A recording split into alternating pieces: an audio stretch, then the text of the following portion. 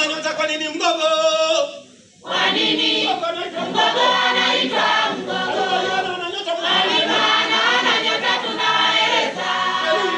Hapo zamani kulikuwa na mti mmoja mkubwa sana, ukaanguka ukakatisha njia. Watu wakashindwa kupita.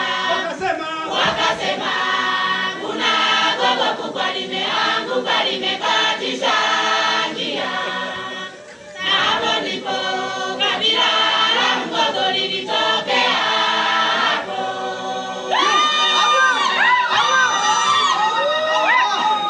Munudu kuajirira do chetanganira na mkamba kuyunji yali munyamvumi miyangu alunga mwagana barabara Dar es Salaam nendo ngamchemeli tagwa nendo saugono nante gwegwe yeye ngulonga gwegwe mimi sijui Kiswahili hata akosuli mwana nendo ali amvumi akaya angu akachirimu halo tabia sisonye chireche. Kwa hiyo tuwe na nia ya kurudi majumbani, tuwe na nia ya kuboresha majumbani, tuwe na nia ya kuboresha Ugogo ili tujivunie kusema kweli Ugogo ni yetu. Na niwaambie kweli hasina mnokokuza ya chisenjere Ugogo hapana. Chotenga sese Wanyausi. Ndugu mwenyekiti, uko msemo unasema kila kitu kilicho na mwanzo hakikosi mwisho. Asanteni sana kwa kunishirikisha katika mambo haya. Na sasa niko tayari kuzindua tamasha hili na mkutano mkuu wa taasisi ya Mikalile ya Wanyausi. Mikalile ya Wanyausi hoye! Mikalile ya Wanyausi hoye! Asanteni sana. Jamani, makofi hayatoshi kabisa.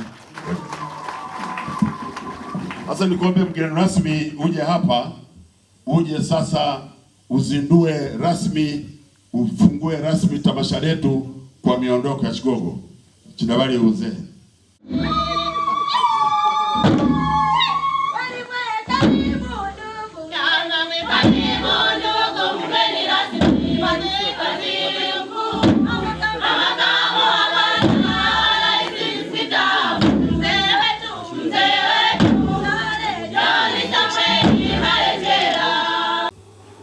Taasisi ya Mikalile ya Wanyausi ilianzishwa wakati wa vuguvugu lile, wakati serikali inasema inaanza kutambua machifu.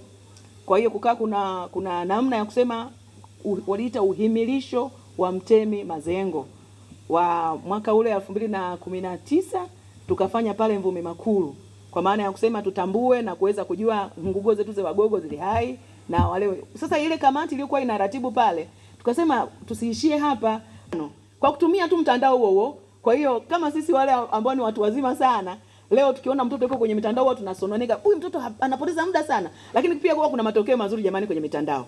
Ndio kama hili hapa. Tulipata tokeo zuri, tukatengeneza malengo yetu 5, ambayo lengo letu la kwanza tukasema tutaunganisha Wanyausi wale wenye nchi yao sasa ambao wako na like minded.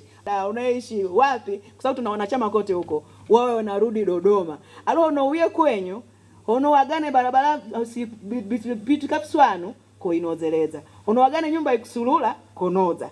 Ninga ono likuko doacha nyumba ikusulula nanye bwana mmezidi kuomba hela. Kumbe ukiona wanasema wazungu wanasema seeing is believing. Kwa hiyo tukasema lazima tulazimishane turudi kwetu. Kila Krismasi lazima uje kula nyumbani. Wewe unayetaka kwenda kuzurula kule kwenye nchi za watu nenda, lakini hakikisha tarehe 26 tuko hapa tunakutana, na maana yake lazima utaenda kwenu. Agwe mnyama numbulu kobita, ase wanje wanyandebwe na sochofika, kila mtu yofika kwao ya Kalanje, vino vili kuko, na likewise utaweza kushiriki hatua za maendeleo. Lengo letu la pili likawa ni kujenga makumbusho sasa, ile ambayo ilitutia hasira kwamba mbona hatuna kichochote cha kuonyesha kuhusu Ugogo? Kwa hiyo tunasema tutengeneze historia, lakini tujenge na makumbusho. Serikali imehamia Dodoma, wanaona wapi na kujifunza wapi kuhusu Wagogo? Sasa kila mtu leo, which is good, kila mtu anakimbilia kwamba nitajenga gorofa, nitajenga nyumba hii. Gari ya Matembe gari hai. Zile nyumba tulikuwa tunaweka uzio wetu, tulikuwa na sehemu za kuweka wanyama pale nje. Sasa siku hizi hamna. Kila mtu amejenga na afu ameweka fence ambayo ni ya bricks, ya cement. Kwa hiyo tunasema tutajenga makumbusho, tutaweka vile vitu vyote vikapate kuonekana. Na bahati nzuri hawa Mheshimiwa Rais, mgeni rasmi, hawa watu wako wana Mikalile wana moyo wa kufanya kazi. Wameungana kwa pamoja, wamechanga hela zao, wamenunua eneo pale Mchemwa, tunazo ekari 6 kwa ajili ya kuanza ujenzi wetu wa makumbusho. Lengo letu la 3 likawa ni kuangalia shughuli za maendeleo za mkoa wetu na kuibua. Tuangalie changamoto zilizoko na kuibua. Kwa mfano, zamani Wagogo tunajulikana kwa ile zabibu yetu. Hano zabibu ili hai.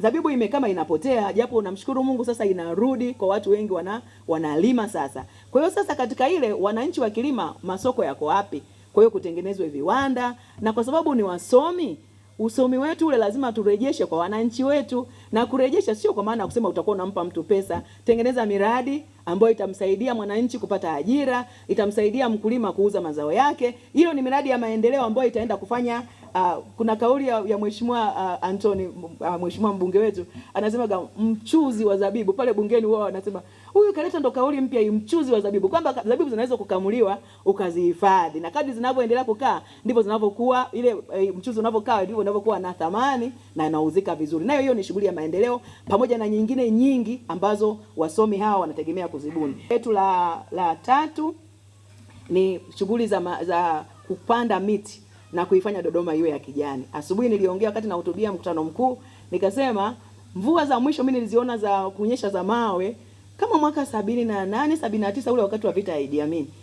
Alafu kama zikawa zinakoma. Lakini tunamshukuru Mungu, juzi hapa tarehe 24 ya mwezi wa 12 mvua ya mawe ilipiga.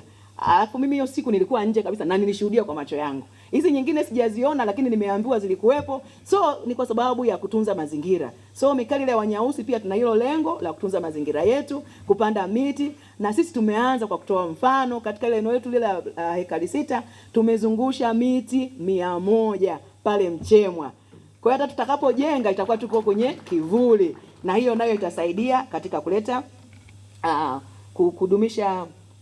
kudumisha mazingira yetu yakae sawa. Hayo ndio la 5 huwa ni ile la evaluation, monitoring and evaluation, ambalo sio lengo haswa, lakini ni namna ya kujipima kazi. Ndugu mgeni rasmi,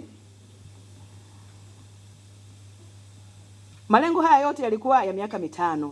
Na miaka 5 tulianza 2020 rasmi, na tukapata usajili, ofisi ya msajili wa vyama vya kitamaduni pale Wizara ya Mambo ya Ndani, Registrar of Societies. Tukasajiliwa pale, na sasa malengo yetu yanaenda miaka 5, yameisha Disemba, yaliyo mengi tunategemea kuyahuisha ili tuweze kwenda vizuri, lakini lengo la ujenzi wa makumbusho lilikuwa linaenda mpaka mwaka 2030. Kwa hiyo bado tupo kwenye muda. Nakumbuka mgeni rasmi aliyekuwa amepita wakati ule, mzee Zekia Chibulunja, alisema muanze mapema tuweze kuwasapoti, na tuko hapa, tutaanza mapema.